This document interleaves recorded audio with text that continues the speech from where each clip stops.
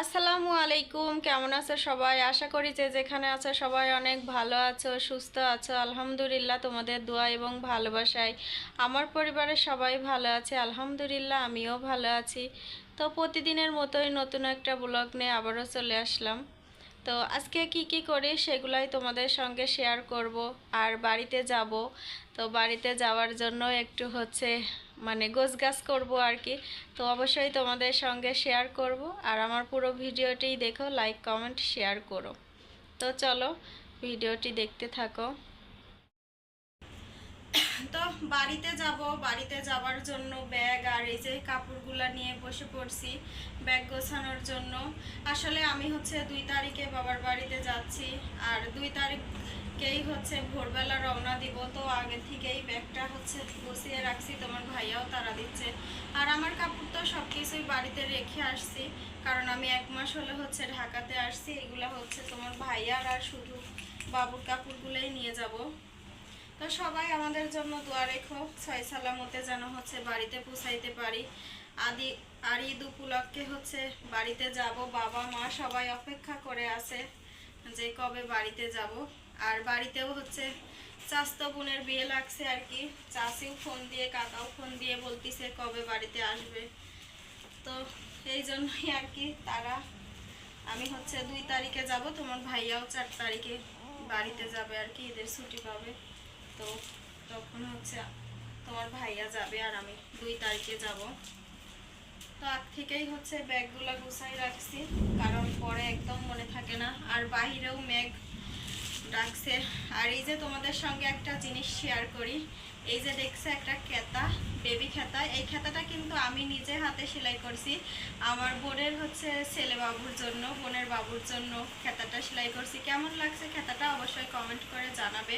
হলুদের পরে লাল সুতা দিয়ে সেলাই করছি, আমার কাছে তো অনেক ভালো লাগছে। তো এটাও নিয়ে যাব বাবুর জন্য। বাদে রাখো।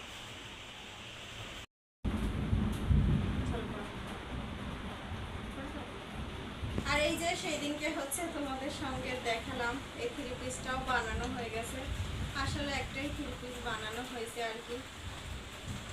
এটাও বানানো হয়ে গেছে। এগুলো এখন ব্যাগের মধ্যেই ভরে নিব আর কি। ঠিক আছে, আবার ব্যাগটা গোছানোর পরে তোমাদের সঙ্গে কিছু কথা শেয়ার করছি। তো পরে আবার কথা বলছি, ঠিক আছে। এই যে আমার মেহেন্দি তোলা শেষ। আজকে বাহিরে ওয়েদারটা অনেক ভালো। এই দেখো মেহেন্দিগুলো নিয়ে যাও। তো আমার মেহেন্দিগুলো উঠানো হয়ে গেছে। এখন এই যে এইগুলো একটু বেছে নিব, নিয়েই মেহেদিগুলো হাতে দিব। অনেক দিন আঙ্গুলে মেহেদি দেওয়া নাই। তো ভাবলাম যে আজকে কিছু মেহেদি উঠাই নিয়ে আসে আর কি, হাতে দিব। যদিও হাতে কিনা মেহেদি দিব, আঙ্গুলে দেওয়ার জন্যই আর কি, নখে দেওয়ার জন্যই মেহেদিগুলো উঠে আনছি অল্প করেই, যেহেতু আমি একা মানুষ। ঠিক আছে, তো আবার পরে কথা বলবো। তো ব্যাগ গোছানো শেষ, ব্যাগটা গুছিয়ে কমপ্লিট করে রাখলাম আর কি। তো ঈদ উপলক্ষেই বাড়িতে যাব। আর বললাম তো যে বাড়িতে চাচতো বোনের বিয়ে লাগছে। সবাই ফোন দিয়ে বলতেছে কবে আসবে কবে আসবে। আর আমরা তো 2টা বোন ঢাকাতে থাকি, আমি আর আমার মেজো বোনটাই ঢাকাতে থাকি।